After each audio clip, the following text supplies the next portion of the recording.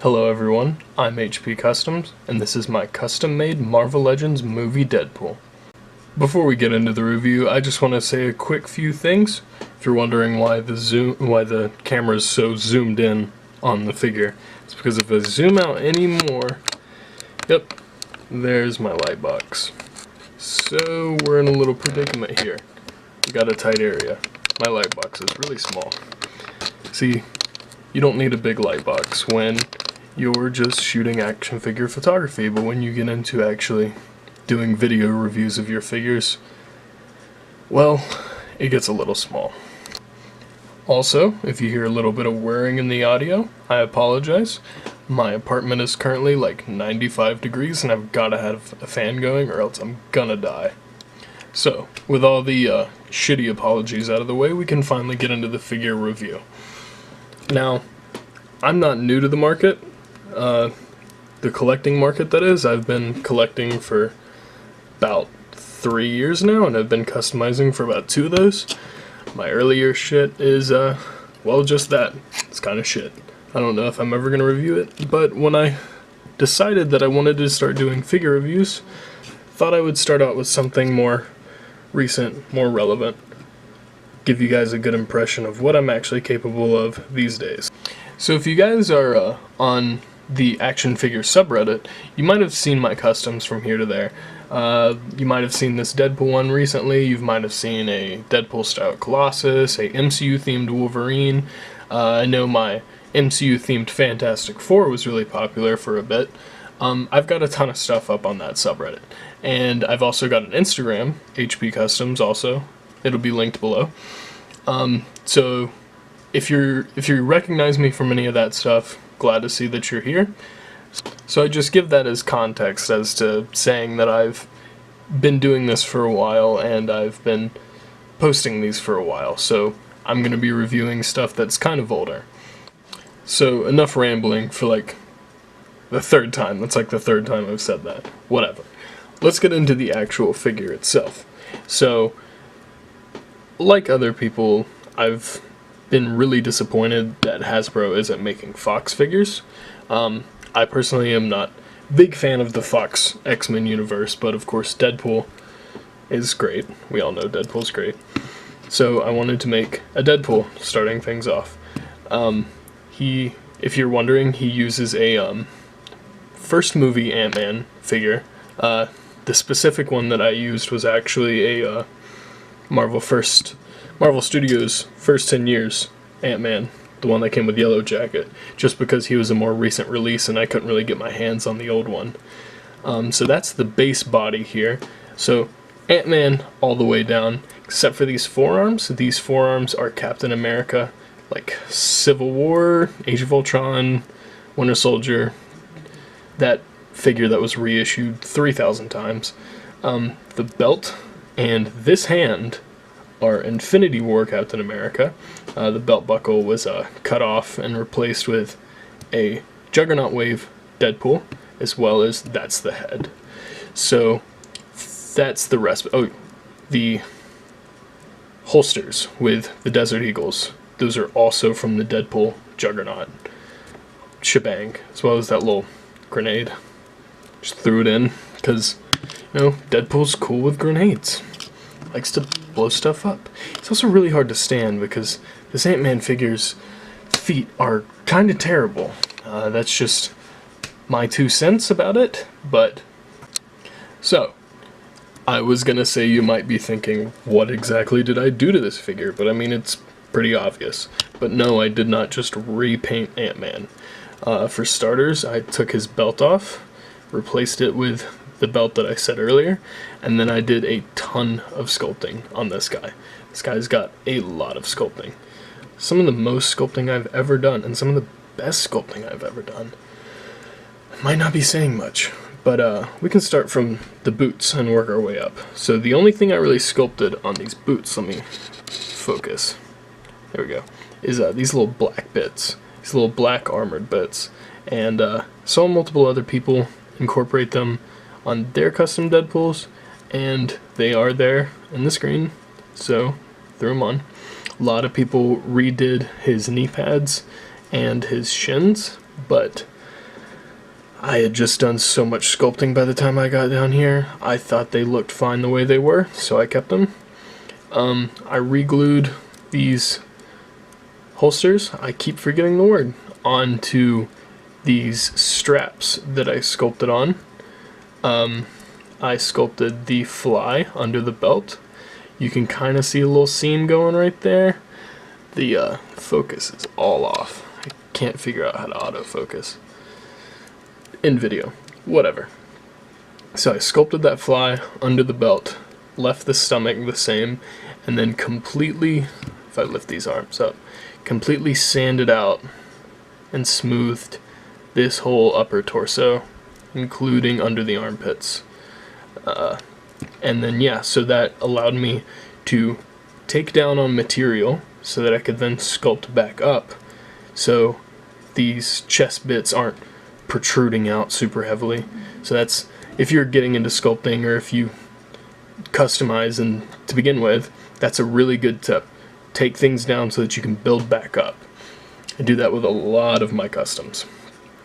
So yeah, then I just let's focus again. There we go. So yeah, then I just sculpted this whole chest bit, including everything you see red and up right here. It's all sculpted, including these little black bits right here. This sculpting goes all the way around onto the shoulders. Of course, it's all on his neck too. And then around the back, all on the back and down. And I got lucky because Ant-Man has this little seam on his butt going up right here that lined up perfectly with where the red was going to keep going on Deadpool. And here's his little katana holsters sculpted as well.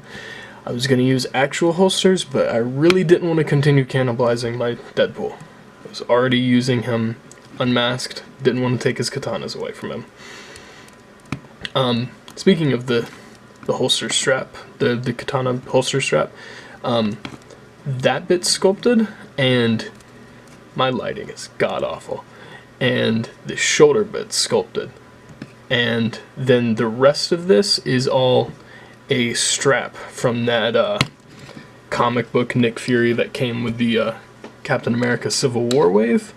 He had that going across his chest, and I just cut that up and put it on there. And then some shoulder bits are sculpted, little black lines sculpted, and yeah, that does it with everything that is sculpted. Oh, God. Ruining my transitions, Deadpool. Once everything was sculpted, I could just go in and do your paint jobs. So, pro tip to anybody getting into customizing, prime your figures. I always heard customizers say, oh, it's so important to prime your figures. And in my early days, I was like, I don't need to prime my figures. I can just paint. Like, who needs to prime their figures? But come on, man. Prime your figures. It really helps. So yeah, prime the figure with a... Can't remember if I did dark gray or white. It really doesn't matter unless you're doing some crazy awesome pre-shading with your primers. But prime it and then just painted it with a this was a lighter red beforehand. So it was a darker red, darker but lighter than this, and then black, flat black, and yeah, white for the eyes, of course. And then I went over that whole thing with a black wash, making it look all dirty and grimy, and it really darkened up the reds. My lighting is shit. That's what happens when you transfer from action figure photography to trying to video. Anyways, let's move on to accessories. Okay, so as far as accessories go, he's still got his 2 Desert Eagles on either holster. They both still come out and everything, but he's only got one hand that can grab things, and it's not even a trigger hand. You might be thinking, what the heck, why didn't you make 2 trigger hands so that he could actually hold everything? Why did you make one little shitty half grab hand and then a fist hand? Well, let me tell you something. It still works. Even though it looks bad, it still works. And when you're running out of parts, you make do with what you got, and then maybe one day you come back and you make another hand that can grab things, that has a trigger finger, that can hold guns, and then maybe you give him 2 katanas instead of 1, because you're not poor and you have 2 katanas. Regardless, he's got a katana, and before you ask, no, it can't go in there. I'm not that cool. You can't even see in there. No way. Yeah, it's nothing. It's nothing. Anyways, he's got a katana. It goes in his hand. He holds it. As far as articulation goes on the figure, he still maintains everything that your normal Marvel Legend would have. Double jointed elbows, all that fun stuff. You gotta be careful when you're doing customizing though. Always sand your joints, meaning fully disassemble your figure. Whichever method you prefer, boiling water, hairdryer, something I've never heard of, praying to Satan and getting your figure disassembled, selling your soul. Regardless, sand your joints so that when you bend your joints, the paint is still in there and you don't have joints that when you open their legs, it's like, whoa, why is it bright blue in there? Because the figure was bright blue and you didn't sand your joints. So I'm not going to go, oh Jesus, I'm not going to go over all the articulation, because if you're watching this video, you probably know what a Marvel Legend is, and if you know what a Marvel Legend is, you know how much a Marvel Legend can move. It can move. So before we conclude the video, I just want to do a quick couple of comparisons with some customs I've done that will probably be reviewed in the future. First up, we've got, let's move this. There's a rock with a 4 on it that you couldn't even see because the setup's terrible.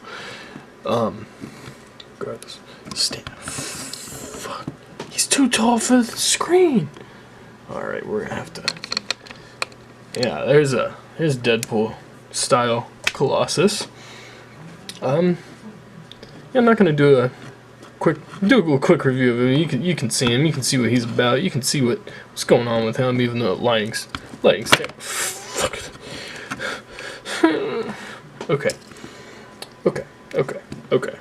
Yeah. All right. So if you know how tall the regular Marvel Legend Colossus is, you'll know how they stack up against each other, because he's still the same height as regular old Colossus. Didn't do anything to his height, just sculpted some other stuff. And lastly, other than Colossus, here is Deadpool next to my MCU stylized Tiger Stripe Wolverine. You can see Deadpool's actually shorter than Wolverine. That's blasphemous. Wolverine's not that tall. Wolverine's like 5'4". You're a fucking idiot. Well, I mean, when you're using a Captain America figure to make a Wolverine, you can't really change how tall he is. Unless you're just that good. But I'm not that good. So let's get that blasphemous man who's too tall out of here. Shift the focus back to our main man, DP.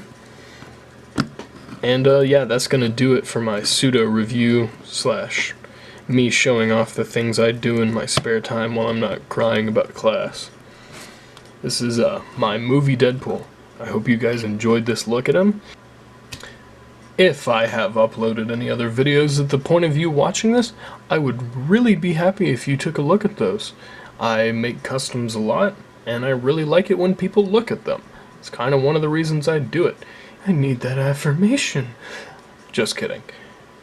I will have my Instagram linked in the description. I couldn't think of the word.